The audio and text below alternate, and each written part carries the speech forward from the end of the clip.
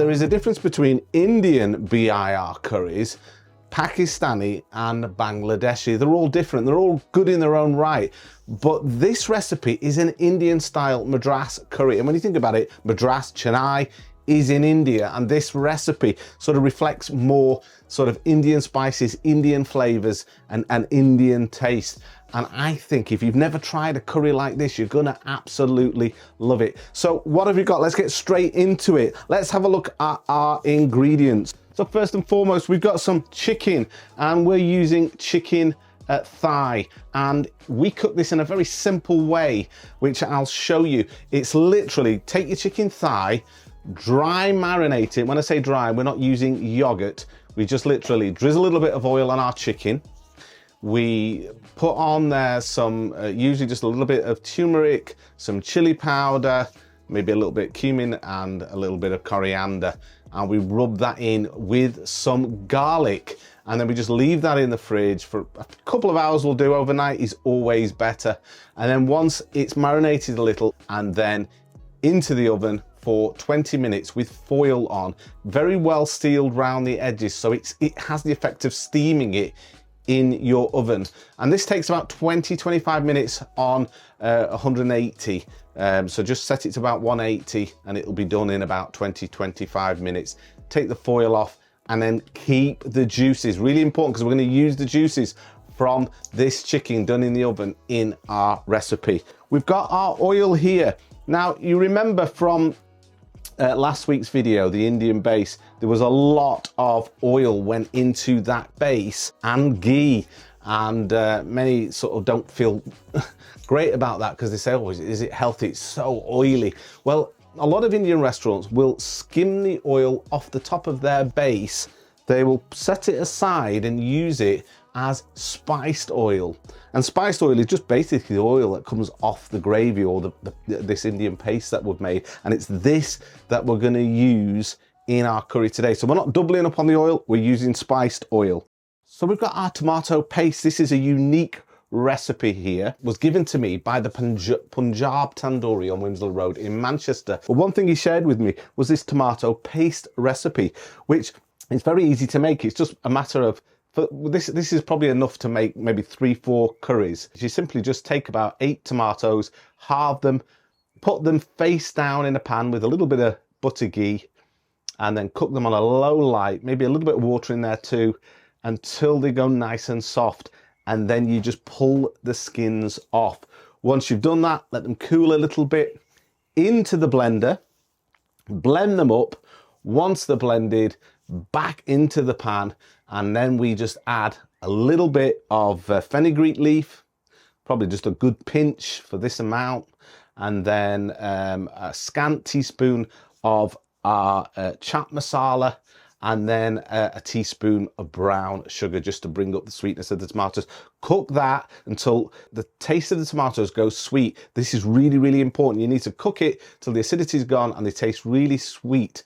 And then when that's done, you set it aside and voila, that is it. That's just our tomato paste, and that's what we're going to use in our curry. Here we've got an inch piece of root ginger finely chopped, 8 garlic cloves grated. A lot of garlic goes into this recipe, but this is what makes it really good. Believe me, don't skimp on the garlic. Then we've got 4 Asian chilies, green Asian chilies. You can see there, chopped up fine with the seeds. I want the heat. If you don't like the heat, take the seeds out, not a problem. You'll still get a great tasting curry. We've got a little bit of salt. We're going to go about ½ teaspoon of salt. We've got 2 dry red Kashmiri chilies. We've got some coconut, full fat coconut cream here. I showed you that, I think, in the video short this week, the one that you want to get. It's got to be full fat for this to work. They often use coconut in spicy curries in India, in that region of India where the Madras is sort of the influence has come from. Then we've got obviously our Indian base or paste. As you can see, it's really thick and it's well cooked, and there's no need for us to cook with really high heat here and reduce the base like you would with a BIR, typical BIR style, because it's usually very milky and you've got to reduce it to sort of get those flavors and bring out those spices. But this is already cooked, and so we can sort of get to where we want very quickly with this. And then we've got some fresh coriander, which we're going to cook into our curry, but also to garnish it. Talking about garnish, we've got some juliennes of fresh root ginger, which we'll put on the curry at the end. Well, we've got our red Kashmiri chili powder. We're going to use about a teaspoon of that. We're just going to use about 1/3 of a teaspoon of turmeric powder. We're going to use a scant teaspoon of coriander powder. We're going to just season our oil with some fenugreek leaves, just a good pinch of those. And then we've got this, see this pinky looking powder here? This is our chaat masala, which is a sort of key secret ingredient for this recipe, and we're going to put that in toward the end. Now, talking about this chaat masala here, often in Indian cooking they will use this over garam masala. That's not saying that in Indian restaurants they don't use garam masala, they do, but oftentimes they will finish a dish with chaat masala. And this tip was given to me by the same Indian chef that worked at the Punjab Tandoori, because I used to say, what's that particular taste? It's almost got like citrus notes in it. It's almost got like sort of a floral note really. And he said, it's chaat masala. And once I'd smelt it, and if you get this and smell it, you'll know exactly what I mean. It's got mango in it. It's got, it's even got some unusual things that you wouldn't think of, like thyme, cinnamon, carom, cumin, as we said, mango powder, paprika, Himalayan salt, cloves. It really is aromatic. Let's put this together and make our Indian style Madras. So once our pan's warmed up a little bit, we're just going to put our oil in the pan. Just warm that oil through. And the first thing we're going to do is just a good pinch of our fenugreek leaves. Just give them a little scrunch as you drop them into your oil.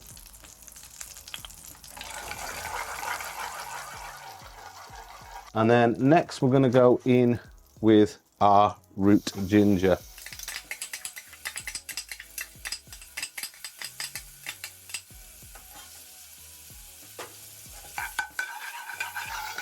Just cook that off a little bit.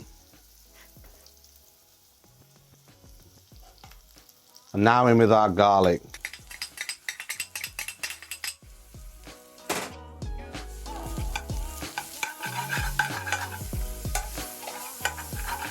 So you just want to cook off that garlic. You don't want to burn it. It's always really important not to burn your garlic. You can sort of smell when it's cooked. It just gets a little bit sticky in the pan. So we're now going to go in with a chef spoon amount, like that much, of this tomato paste.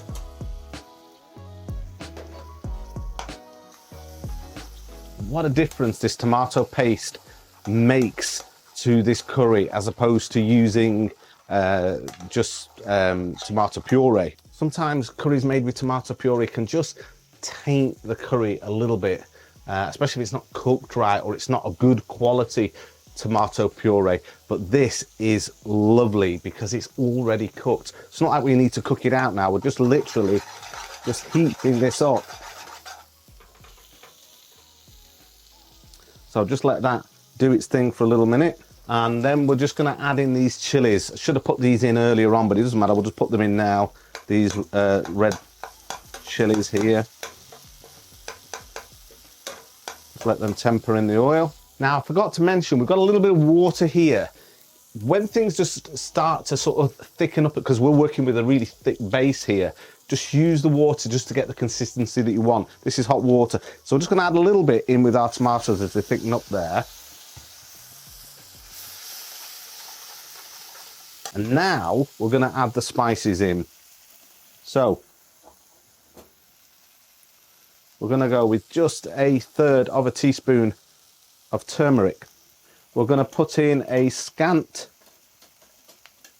sort of teaspoon of red Kashmiri chili powder. Our heat is going to come from black pepper, from the ginger, from the fresh chilies.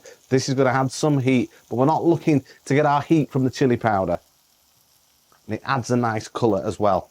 We're going to now add in a scant teaspoon of our freshly ground coriander powder and half a teaspoon, scant half a teaspoon really, of cumin. See, we're not using a lot of spices. Remember, we've got a thick base here. You don't need to add a lot of spices as you would with a typical Bengali style BIR because you're working with a thinner base. So less is more here.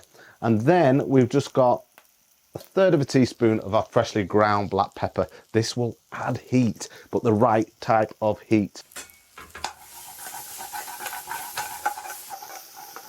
So we're just going to add a little bit more water because it's just sticking a bit in the pan.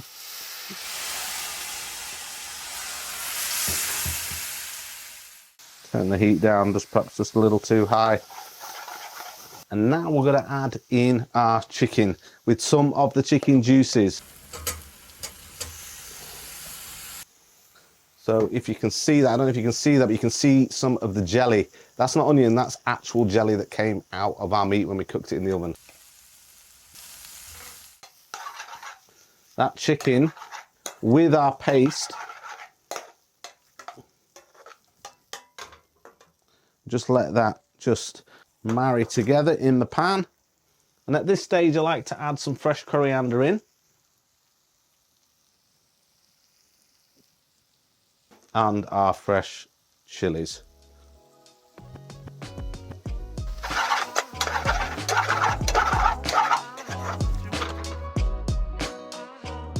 We haven't got much of a sauce developing yet, but we're just letting those flavors just marry together just for a moment with the spices. Now we're gonna add in our Indian base. And you might remember when we were making it last week, I told you that all you need is like a heaped 30-gram chef spoon amount like that. That's all you need. That goes straight in.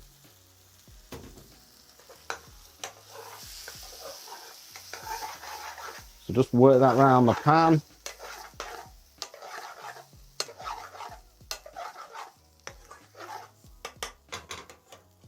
Remember, this base is already cooked. We don't have to cook it.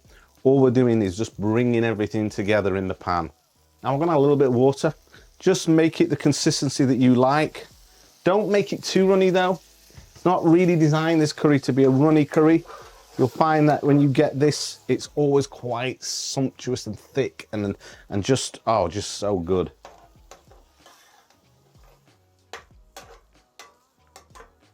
So we're gonna get the heat up a little bit. Just cook that together.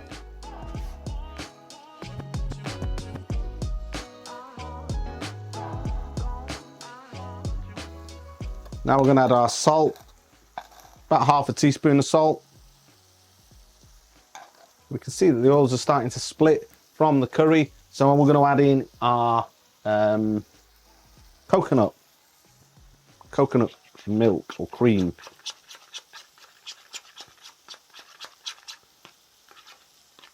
So basically we want about a tablespoon and a half.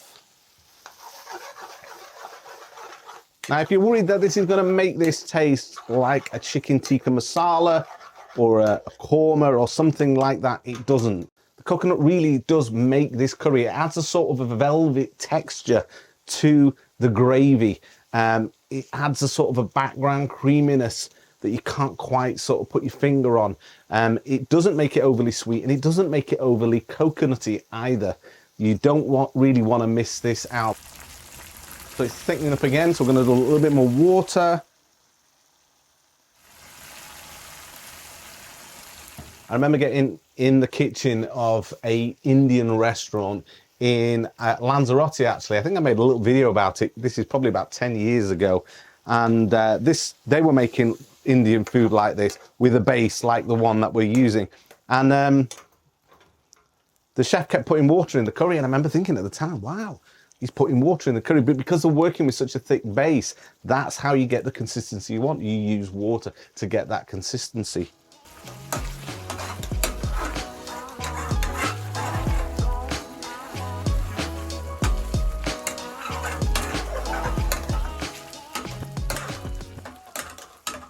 So now we're going to take the heat down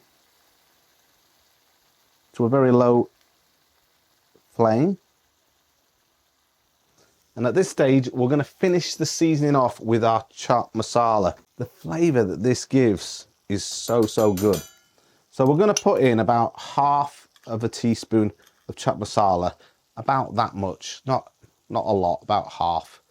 Just sprinkle that in.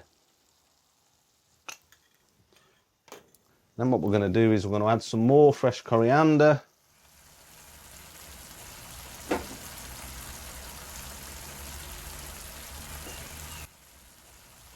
We'll just wait till we see some of the oil starting to separate, and then we'll serve it up and we'll do the all-important taste test.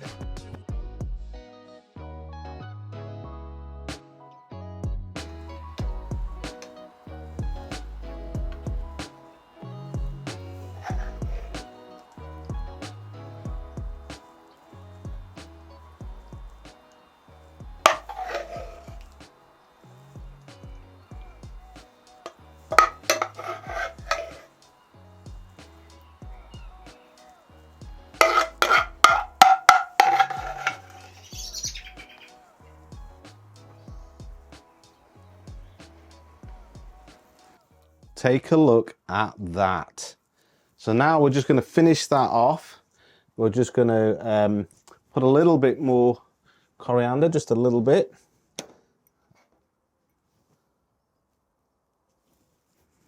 And then we're just going to garnish it with our juliennes of fresh ginger. And when you bite into these, they give you that lovely sort of pop in the mouth. I just love fresh ginger, and it's just so good for you. So there you go.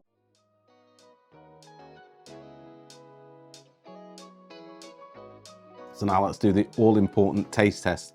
Now you can take the dried red chilies out if you worry, but I think they look quite nice in. Now, obviously you wouldn't eat them.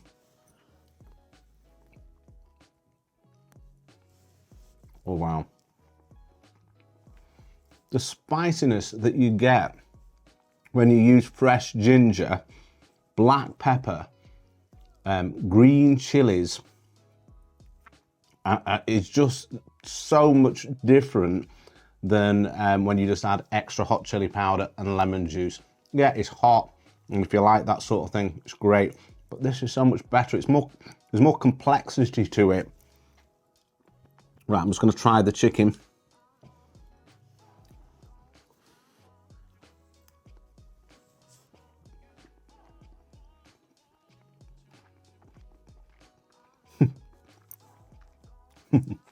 Oh my, oh my. That is so good. That is so easy to make, that chicken. Steaming it in the oven like that with its juices. It makes it so succulent and moist and tasty compared to dry chicken. Much better than chicken breast any day. What I'm really looking forward to, guys, is you making this recipe. Follow it the way I've told you, and then tell me what you think about it. I'm betting you're going to say this is one of the tastiest, if not the tastiest, Madras you've ever tried. If you've not heard about my curry cookbooks, The Secret to That Takeaway Curry Taste, Part 1 and Part 2, where I expose the inner workings of the Indian restaurant and takeaway curry kitchen and how everything's prepared and how we make these delicious curries, then check out those books in the link in the description below. There's links to those books. I hope you enjoy this recipe. Please tell me what you think about it, and I'll look forward to seeing you in the next video.